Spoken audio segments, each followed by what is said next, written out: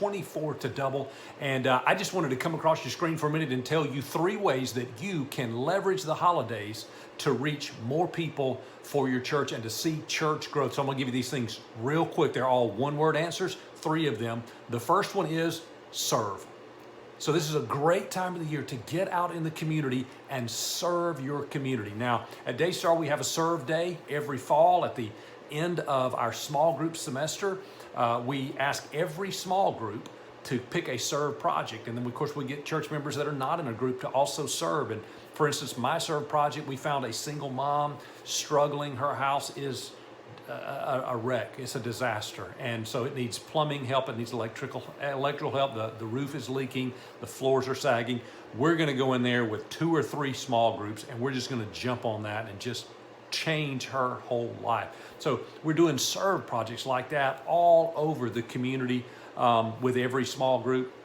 Hey, you could do a one-off serve project. Just you find one thing, like go to a nursing home, serve communion around Christmas time, or sing carols with the patients in the nursing home. One of the funnest things that people still talk about at our church is years ago, we had our men's group do a gift wrapping serve project. So they set up tables just outside of Walmart, and we did free gift wrapping, just free. Take no donations. Don't let anybody give anything. It's free, and we bring all the materials and everything. But the key is the men were doing it. The men's ministry did it. So to make it fun, they got on elf hats and Santa hats and all that stuff, but they put on their like their tool belts and stuck like scissors over here and tape over there, and just really it was just a fun thing for people to talk about. It probably wasn't the greatest gift wrapping, but it's just a great way to increase awareness. Of course, while we're doing that, we're handing out invite cards to our Christmas family Christmas worship service. We call it Daystar Family Christmas. So that's the first thing. Get your church, serve people, get your church's name out there. People love getting on Facebook talking about how a church served them. Second way to change your community and leverage the holidays to do it is invite.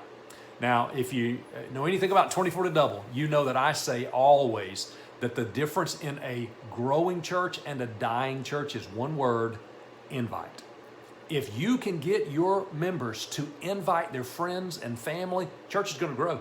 If you don't preach good, if children's church is substandard, if the building is not great, that's not wonderful to have those problems. But if you can motivate invitations, it's going to grow, because churches really don't grow. I'll say this: healthy church growth is relational growth. Some churches grow just because of a performance or some kind of a big something, but real sustainable, healthy church growth is by a friend inviting a friend.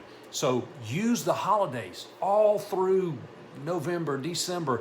Be preaching the why of invites. We're not saying, hey, some of you have never invited anybody. That's the wrong why. We're not saying, hey, the whole world's going to hell in a handbasket.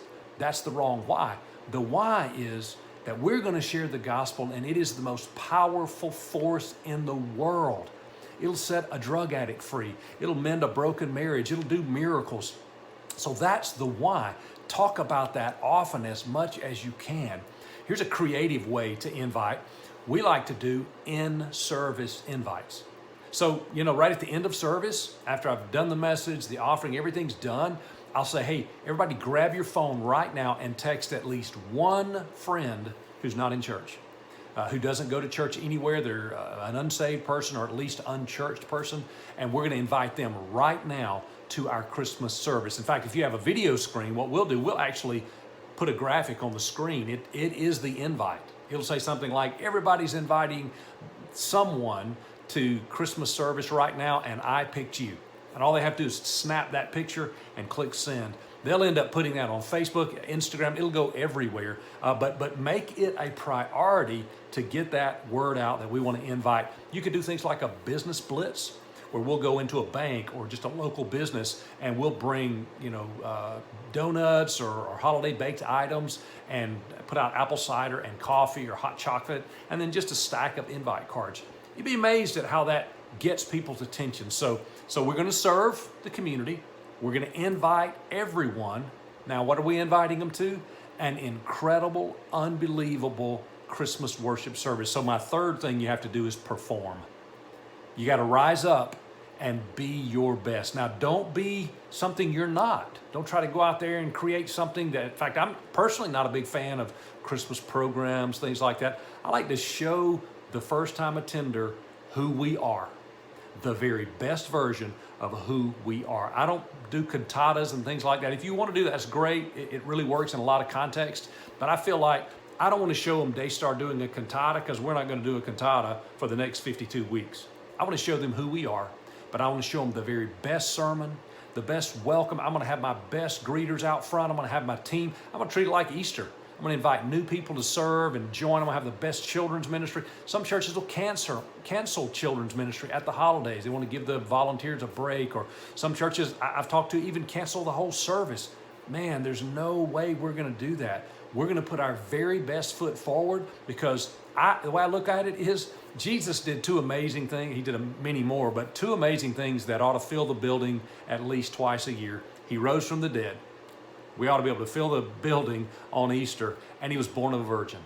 We ought to be able to fill the building on Christmas. And so if you do some of these things, I think it's really going to help you. Hey, this is just a little bit of teaching. I hope it's helped you. This is what we do all day, every day with 24 to Double. If you'd like to know more about how to become a part of this 24-month system, it's a system that'll help your church grow both in health and in attendance. Go to 24trial.com. Just log on to the website, www.24trial.com. I hope I'll see you there soon. God bless.